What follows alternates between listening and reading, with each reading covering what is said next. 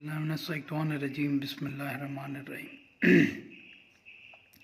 वइज़ क़ाल रब्बुका लिल मलाइकति इन्नी जाइलुन फ़िल अर्दि ख़लीफ़तन क़ालू अतजअलु फ़ीहा मिन तुफ़्सिदु फ़ीहा व यस्फ़िकु दिमाअ व नहनु नुसब्बिहु बिहम्दिका व नुक़द्दिसु लका क़ाल इन्नी अअलमु मा ला तालमून।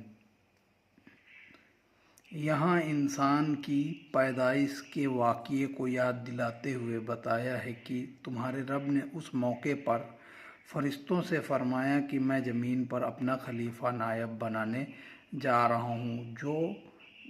तो उन्होंने अर्ज़ किया कि क्या आप उनको अपना नायब बनाने जा रहे हैं, जिनके बारे में हम समझते थे कि उनमें भी ऐसे भी होंगे जो ज़मीन पर फसाद फैलाएंगे और खून बहाएंगे। हम इस खिदमत के लिए हाजिर हैं, हमारे अंदर ऐसी कोई ख़राबी भी नहीं है। हम तो बस तेरी हम्द की तस्बीह करते रहते हैं और तेरी पाकी बयान करते रहते हैं। फरमाया अल्लाह ताला ने कि मुझे इल्म है कि इस मनसब की नियाबत के लिए कौन मौजू व मुनासिब है, तुम क्या जानो। वअल्लमा आदमुल अस्माअ कुल्लहा सुम्मा अरादहुम अलल मलाइकति फ़क़ाल अन्बिऊनी बिअस्माइ हाउलाइ सादिकीन।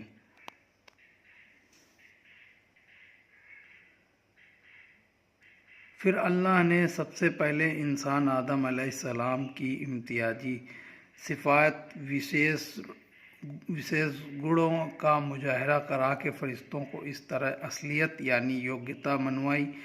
पहले आदम अलैहिस्सलाम को संसार की तमाम चीज़ों के नाम और आसार व खवास सिखा दिए। फिर उन चीज़ों को फ़रिश्तों के सामने पेश किया और उनसे फरमाया कि अगर वाकई तुम यह समझते हो कि तुम इस जिम्मेदारी उठाने के लायक हो तो बताओ यह चीज़ें क्या हैं, उनके नाम क्या हैं। क़ालू सुब्हानका ला इल्म लना इल्ला मा अल्लमतना इन्नका अंता अलीमुल हकीम। फरिश्तों ने अर्ज़ किया कि ऐ अल्लाह पाक, हर नुक्स व ऐब से और बेइल्मी से हमें तो सिर्फ़ इतना ही इल्म है जो आपने हमें दिया है। हमारे इल्म को आपके इल्म से क्या निस्बत। अलीम व हकीम तो सिर्फ़ आप ही हैं। क़ाल या आदमु अन्बिहुम बिअस्माइहिम फ़लम्मा अब्नाहुम बिअस्माइहिम क़ाल अलम अक़ुल लकुम इन्नी अअलमु ग़ैबस समावाति वल अर्दि व अअलमु मा तुब्दून व मा कुन्तुम तक्तमून। फरिश्तों ने इस बेइल्मी के इतराफ़ के बाद अल्लाह ने आदम अलैहिस्सलाम से फरमाया कि ऐ आदम, अब तुम उन चीज़ों के नाम बताओ। जब उन्होंने उनके नाम बता दिए तो अल्लाह ने फरमाया, क्या मैंने तुमसे नहीं कहा था कि मैं आसमानों और ज़मीन पर वह चीज़ें भी जानता हूँ जो मखलूक से छिपी हुई हैं, और तुम्हारा ज़ाहिर और बातिन यानी जो कुछ तुम छिपाते हो और जो कुछ तुम ज़ाहिर करते हो वह सब भी जानता हूँ। वइज़ कुल्ना लिल मलाइकति इसजुदू लि आदम फसजदू इल्ला इब्लीस व अबा वस्तकबरा व काना मिनल काफिरीन। फिर अल्लाह ने दूसरी मखलूक फरिश्तों, जिन्नात वगैरह से इंसान की अजमत व बड़ाई मनवाई।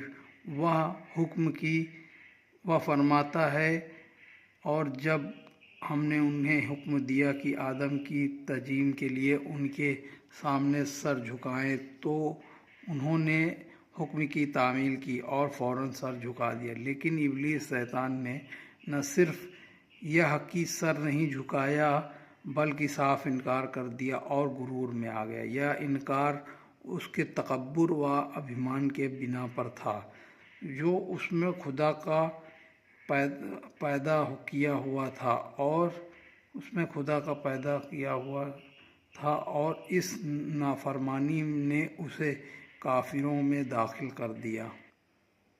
وَقُلْنَا يَا آدَمُ اسْكُنْ أَنْتَ وَزَوْجُكَ الْجَنَّةَ وَكُلَا مِنْهَا رَغَدًا حَيْثُ شِئْتُمَا وَلَا تَقْرَبَا هَٰذِهِ الشَّجَرَةَ فَتَكُونَا مِنَ الظَّالِمِينَ۔